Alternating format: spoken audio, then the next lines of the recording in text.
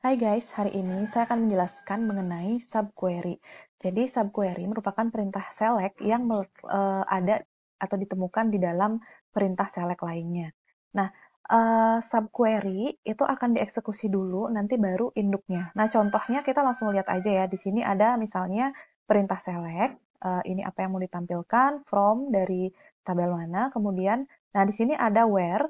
Nah, kemudian query-nya belum selesai, tiba-tiba ada select lagi. Nah, ini yang kita sebut sebagai salah satu contoh subquery gitu ya. Jadi select yang berada di dalam select yang lain ini kita sebut sebagai subquery. Nah, tidak selalu sih hanya satu buah select di dalam select yang lain. Bisa jadi ada select di dalam select dan di dalam select kayak gitu. Bisa aja kayak gitu ya. Oke, kita akan lihat contoh penggunaannya. Dan tapi di sini seperti yang sudah kalian tahu bahwa saya menggunakan database Employees DB. Kalau kalian belum memiliki database-nya dan ingin melakukan praktek, kalian bisa lihat video bagaimana mengimport database MySQL dengan MySQL Workbench. Nah, jadi di sana kalian langsung bisa download tuh database-nya dan langsung bisa import ke dalam MySQL. Oke, kita langsung aja. Tapi sebelumnya saya beritahu dulu ya bahwa subquery itu ada dua jenis. Yang pertama menghasilkan single row subquery, kemudian yang kedua ada multiple row subquery. Nah, jadi yang single row seperti namanya, hasil dari subquery-nya itu hanya uh, satu record aja gitu ya, satu data aja. Sedangkan kalau multiple row subquery, dia menghasilkan lebih dari satu data. Nah, kali ini saya akan bahas dulu mengenai single row subquery. Oke, contoh soal yang pertama yaitu kita akan menampilkan nama customer yang memiliki credit limit lebih kecil daripada customer bernama Australian Collector. Nah, oke. Kita akan lihat dulu ya tabel customers. Nah, jadi di sini adalah tabel customers. Kita disuruh menampilkan customer yang credit limitnya lebih kecil daripada si Australian Collector. Nah, jadi di sini Australian Collectors ini kita lihat kredit limitnya dia adalah 117.300. Jadi kita akan menampilkan semua customer yang kredit limitnya di bawah 117.300. Nah, kalau kita buat query-nya seperti biasa itu kan kayak gini ya, select nama customer itu customer name ya, berarti ya from customer ya kan, where. Nah, yang kredit limitnya lebih kecil ya, lebih kecil. Berarti kalau kayak gitu, lebih kecil dari berapa? Kan seperti itu. Kita harus tahu dulu berapa sih kredit limit yang dimiliki oleh Australian Collectors Co. Ini harus kita tahu dulu. Kalau tadi kita kan nyontek tabel, terus ketahuan 117.300. Gimana caranya supaya kita dapat angka 117.300 ini gitu kan? Ini problem kita. Nah, ini tuh sebenarnya apa sih? Ini adalah credit limit dari si Australian Collectors. Nah, karena ini adalah credit limit dari Australian Collector, sebenarnya kita kan select credit limit from customers, ya kan? Where uh, customer name kan sama dengan Australian Collectors Co. Kan seperti itu ya. Nah, ini kalau misalnya saya eksekusi, ini saya eksekusi ya, saya blok, saya eksekusi, ini dapatlah 117.300. Nah, itu yang kita maksudkan. Untuk menggantikan angka ini, kita bisa masukkan query yang baru ini, karena dia select, dan perintah yang selectnya di atasnya belum selesai, maka ini masuk ke subquery. Subquery dikasih kurung curl buka dan tutup ya. Ini saya geser ke bawahnya supaya kelihatan bahwa ini bagian dari subquery-nya, titik koma. Nah, jadi seperti ini. Awalnya kita harus tahu dulu berapa sih kredit limit dari si Australian Collector. Setelah kita dapetin, baru kita aplikasikan ke dalam query utamanya. Jadi ini subquery-nya yang memilih kredit limit dari Australian Collector. Kemudian query utamanya ini adalah yang menampilkan semua customer yang kredit limitnya lebih kecil gitu. Jadi seperti itu. Kenapa di sini tidak diganti dengan angka? Karena kita tidak tahu berapa kredit limit si Australian Collector gitu loh. Kita harus melihat tabelnya dulu. Kalau misalnya diganti bukan Australian Collector lagi, masa kita mau ngelihat tabelnya lagi? Kan tinggal ganti aja di sini nama perusahaan yang ditanyakan. Gitu logikanya. Nah, ini kalau kita eksekusi itu hasilnya ini. ada 109 perusahaan yang kredit limitnya lebih kecil. Kalau misalnya kalian ingin yakin, tampilkan aja kredit limitnya. Kemudian kalian cekin deh satu-satu kalau ada waktu gitu ya. Oke, jadi seperti itu. Nah, ini ya, ini kita sebut sebagai subquery. Pertama dia bagaimana sih cara kerjanya? Pertama SQL akan mengeksekusi bagian subquery-nya. Klik. Nah, setelah dapat angka ini dimasukkan ke dalam sini untuk dibandingkan dengan credit limit, baru ditampilkan customer name dan credit limitnya. Jadi seperti itu. Makanya tampillah data ini gitu. Itu cara kerjanya. Oke, agar lebih kebayang, saya berikan contoh soal berikutnya. Kita akan menampilkan customer yang berasal dari country yang sama dengan AV Stores. Nah, jadi di sini kita harus tahu dulu AV Stores ini berada di country mana sih. Nah, jadi kayak gitu ya. Jadi kalau kita buat nih select kan gitu customer name from customers kan gitu ya where. Nah, country sama dengan apa? Kita nggak tahu karena kita belum tahu loh country-nya si AV ini apa sih. Nah, makanya kita harus select country ya nama kolomnya ya. Ya, country ya. Select country from customers. Where? Nah, ini saya turunkan aja deh. Nah, oke. Customer name sama dengan AV Stores Co, ya kan? Ada dotnya nggak sih? Ya udahlah, kita jalankan dulu ya. Kalau nggak ada berarti ada dotnya. Kalau nggak ada hasilnya. Oh iya, oke. Ini ada dotnya. Oke. Nah, petiknya hilang. Oke. Nah, ini dia berasal dari UK. Nah, itulah yang akan kita masukkan ke sini. Jadi, country-nya si Evi Stores itu adalah UK. Nah, ini yang kita masukkan ke dalam menggantikan tanda tanyanya kayak gitu. Nah, makanya jadi seperti ini. Nah, oke. Nah, kalau kita eksekusi, ini hasilnya dia bakalan nampilin yang ada di UK. Jadi ada 5 doang customers yang ada di UK.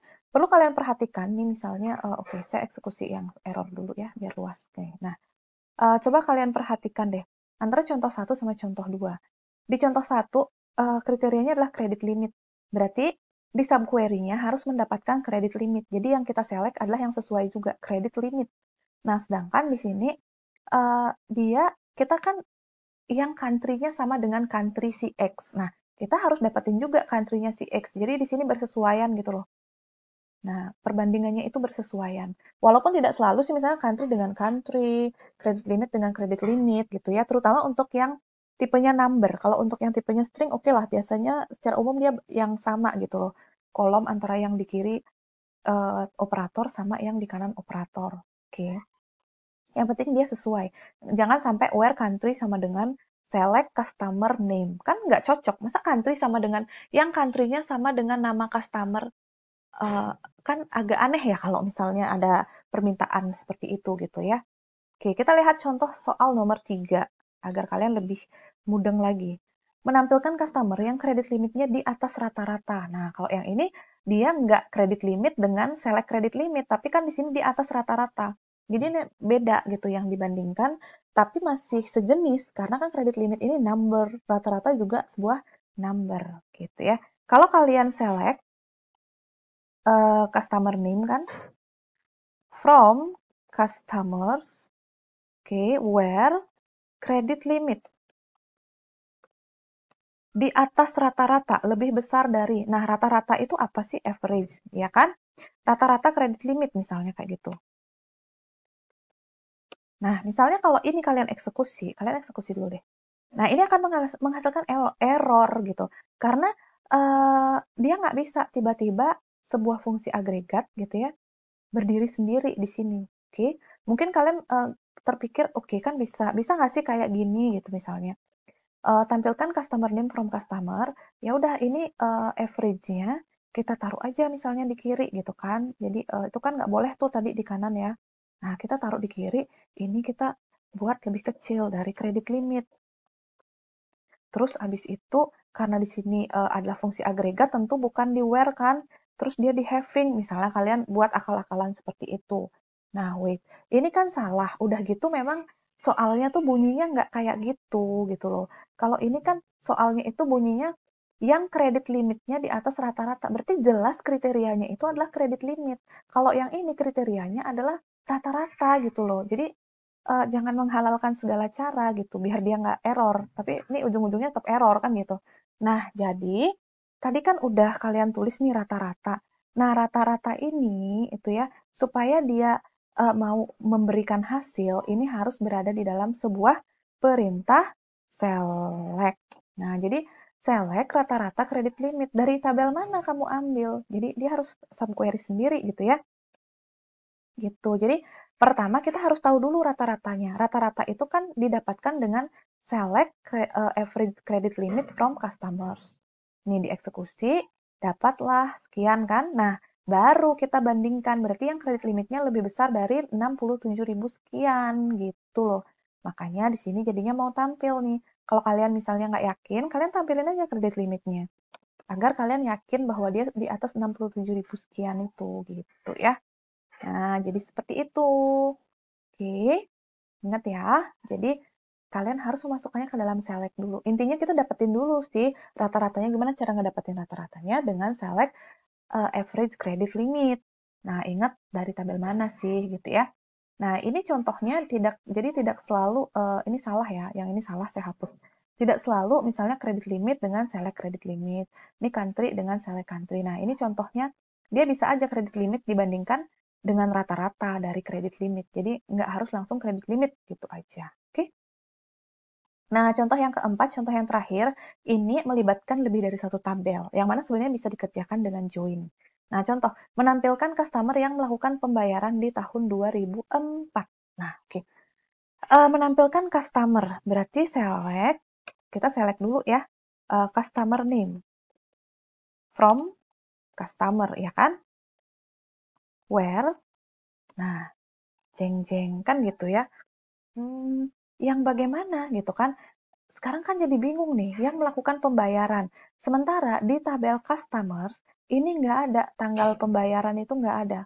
Kalau kalian lihat di diagram yang dihasilkan, tanggal pembayaran itu adanya di payment, di tabel payments. Nah, jadi ini di tabel payments ada memang payment date gitu loh.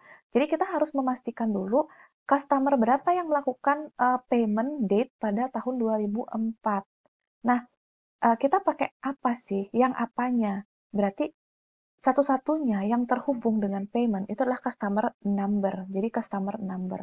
Berarti di sini yang kalian cek itu, cocokkan itu adalah where customer number-nya. Jadi customer number berapa yang membayar di tahun 2004. Jadi kan seperti itu. Jadi di sini kita harus tahu siapakah customer number berapakah yang membayar di tahun 2004. Nah, kita cocokkan dulu ya. Jadi di sini select customer number. Oke. Kemudian from payment.